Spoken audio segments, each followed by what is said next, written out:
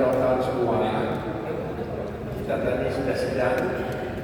Mungkin teman-teman semuanya juga sudah mendengar apa yang disampaikan oleh Bawaslu. Terus terang aja kami merasa sedikit lebih optimis lagi nih setelah mendengar apa yang dibacakan oleh Bawaslu.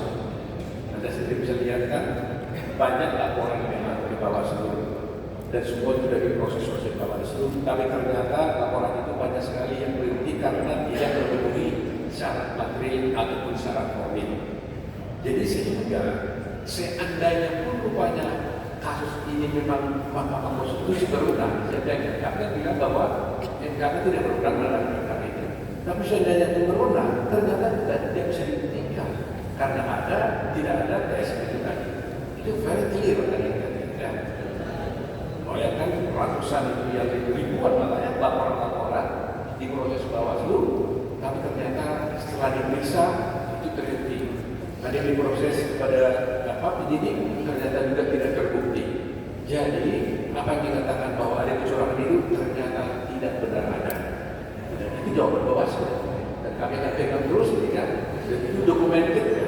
Itu dokumentasikan tidak bisa dibantah oleh siapapun. Itu yang pertama. Kedua, tadi mungkin ada isu tentang ada permohonan dari pemohon satu agar memanggil para menteri-menteri terkait termasuk menteri sosial dan sebagainya. Terus terang aja, kami tadi menyampaikan pendapat bahwa seharusnya ini tidak terjadi. Kenapa? Karena ini adalah sengketa dua pihak. Jadi kalau ada sengketa dua pihak, maka berlakulah asas yang sifatnya universal. Disebut actore inductit probatio. Kalau dalam buku perdana disebut pasal sama 3 ayat. Artinya, barang siapa mendalilkan sesuatu, maka dia membuktikan dalilnya. Dan barang siapa mendalilkan sesuatu, maka dia buktikan penyataannya. Jadi istilahnya adalah, terutama adalah berdebutnya. Kalau you mau buktikan sesuatu, you cari buktimu. Gitu. Jadi jangan dia datang ke pengadilan, Pak Hakim, saya ini benar, tolong Hakim dia ambil saya. Itu nggak bisa. Ini perkara interpretasi dua pihak. Lain halnya, kalau sengketa ini banyak pengujian undang-undang, pengujian norma, mungkin dia bisa minta, tolong minta ini. Itu mungkin karena sifatnya ada permohonan pengujian undang-undang. Tapi perkara yang namanya sengketa nggak boleh. Coba umpamanya dia minta menteri. Kalau kamu nanti minta, tolong Megawati, Bu Megawati dipanggil, nggak bisa. Bagaimana? Kalau mau juga bukan menteri, kami juga kan bisa minta tolong Bu Megawati dipanggil. Mau nggak? Kan begitu persoalannya kan? Nah, kalau permohonan dia dikabulkan, permohonan saya dikabulkan, hakim kan merasa, kami merasa tidak adil untuk hakimnya. Nah, ini very important, sangat penting. Jadi itu sebabnya saya katakan, tapi tadi saya sudah menyatakan, memang begitu, dia bilang, tapi kalau Mahkamah merasa perlu, dia bilang untuk kepentingan daripada Mahkamah boleh memanggil, tapi kami tak boleh nanya.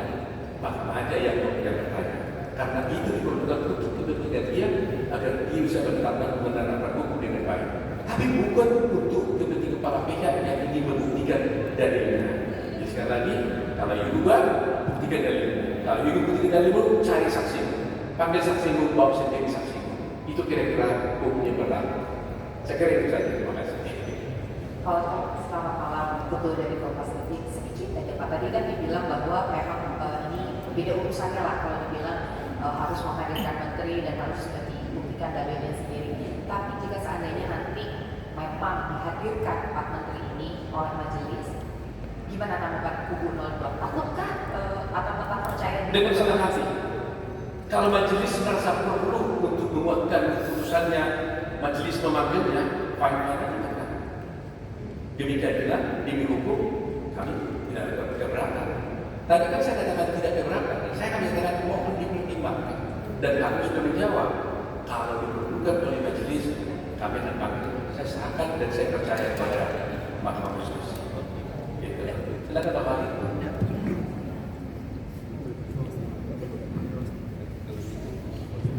Mungkin tambahkan sedikit saja ya. Jadi kami senang sekali sebenarnya dengan persidangan hari ini, yang mana ada kesempatan yang sudah kita gunakan secara optimal dengan menjawab semua dalil-dalil yang dikemukakan oleh dua pasangan calon sekaligus yang sudah berakhir tadi sore. Dan yang paling menggembirakan malam ini adalah keterangan dari Bawaslu, sebagaimana yang kita sudah saksikan, semuanya clear sebenarnya.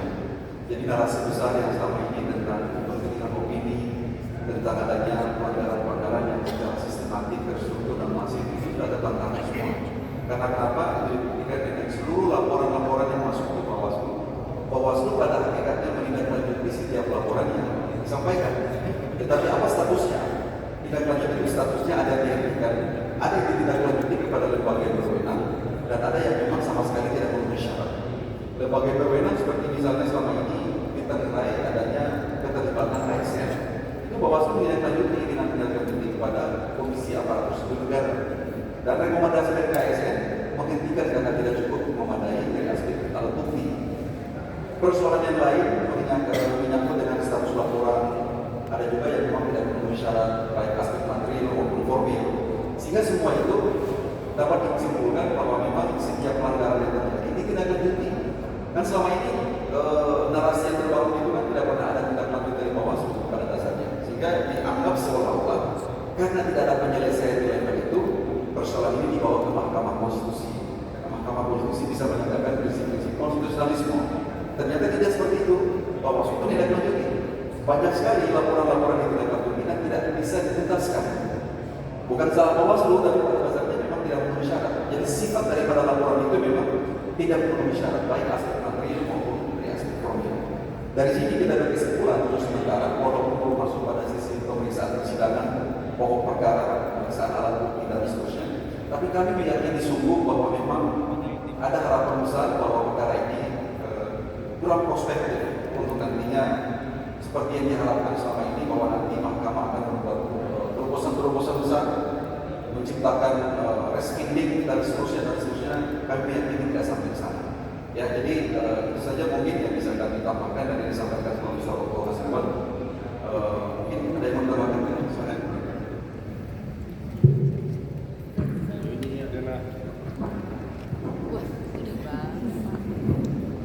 Ya, saya Nikolai. Jadi kami ini adalah pihak yang pernah kalah 2014-2019. Biasa kalau ada narasi-narasi pihak yang kalah itu biasa. Tapi kita harus buktikan. Tapi manakala kita tidak bisa buktikan, ya kita terima kekalahan. Jadi kita tidak harus cengeng, kita tidak harus menyalahkan orang lain. Ya kalau memang kita kalah, ya sudah kita kalah. Dan kita pernah mengalami itu, makanya kita ya senyum saja, dijogetin aja lah. Oke, terima kasih. Terima kasih ya.